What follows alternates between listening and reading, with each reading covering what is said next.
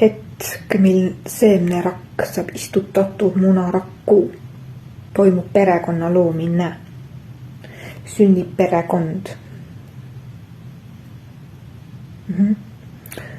Kui sina oled nüüd täna täiskasvanu ja sul on tunne, et sind ei armastata, sul ei ole perekonda, sa ei kuulu mitte kuskile. Aga ometi sa oled täna siin, sa oled ju kuidagi sündinud, sul on järelikult oma perekond. Tihtilugu inimestena me jääme sellesse lõksu kinni energeetilisel tasandil, emotsionaalsel tasandil.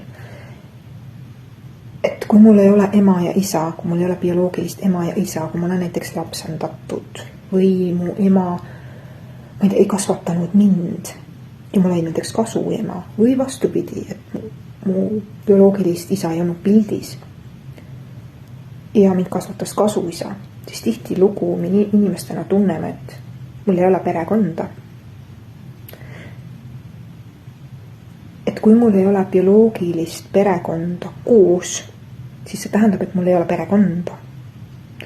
Aga see on lõks ja see pole tõde. Hetk, mil seemnerakk saab istutatud munarakku, toimus perekonna loomine, sa said omale perekonna. Sul on perekond, sul on olemas see. Ja perekond on bioloogiline ema, bioloogiline isa. Need, kes kasvatasid, on need, kes kasvatasid.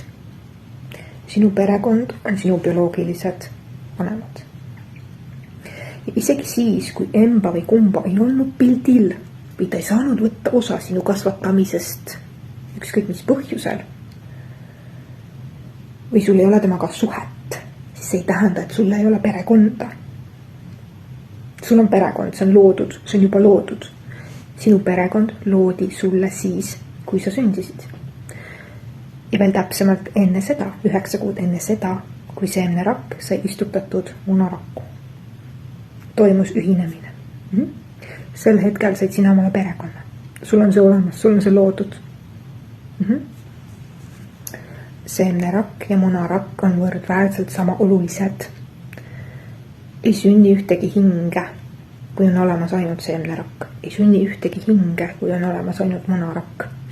2 koos, 50-50, mõlemad on üliolulised, et luua perekond. Ja nüüd, kui sa oled täiskasvanu, või sa oled laps ja sul on tunne, et aga mul ei ole oma perekonda.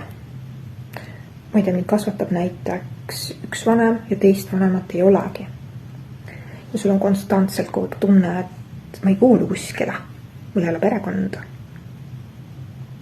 Sul on perekond, see sai loodud sinu eostamise hetkel ja see on sinu perekond. See, taaskord tuleb info, see, et inimesed ei ela täna siin füüsilises pildis sinu nina ees koos, ei tähenda, et sul ei oleks perekonda. Sul on perekond olemas, see on loodud, see on tehtud, see on otsustatud, see on kirjas. See info on olemas. Ja samamoodi sõnum vanematele. Kui 2 vanemat saavad kokku, et luua perekond ühele hingele.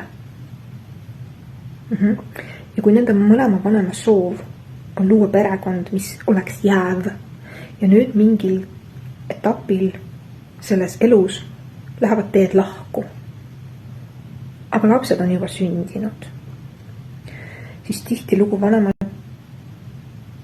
võivad jääda sellesse kohta kinni, et nüüd läks perekond katki. Et eesti keeles tihti kasutame seda repliiki, et nüüd läks perekond katki, nüüd läks perekond lõhki. Perekond ei lähe kunagi katki, perekond ei lähe kunagi lõhki.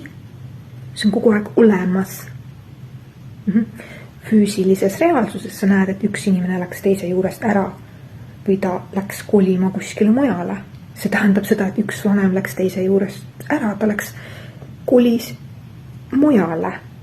Kas ei tähenda, et sa jäid perekonnast ilma? Panete tähele. Ja nüüd siit natuke veel edasi jõudnud infot sulle. on hästi palju ajaliine korraga. Samal ajal sa koged ka seda elu, nüüd ma proovin siis lihtsamalt selgitada, samal ajal sa koged ka seda elu, kus sina olid eostamise hetkel alles pisikene millimeetri suurune ja sinu ema ja isa olid koos. Seesama hetk, seesama tunne on sinuga kogu aeg kaasas, see ei ole sinust kuskile ära kadunud, seda ei saa mitte keegi kuskilt sinult ära võtta. Lihtsalt sellepärast, et su ema ja isa läksid lahku. Nemad läksid lihtsalt omavahel lahku. See ei tähenda, et sinu ei ole perekonda. See on sul olemas siin kogu aeg 24/7. Näri see kood läbi.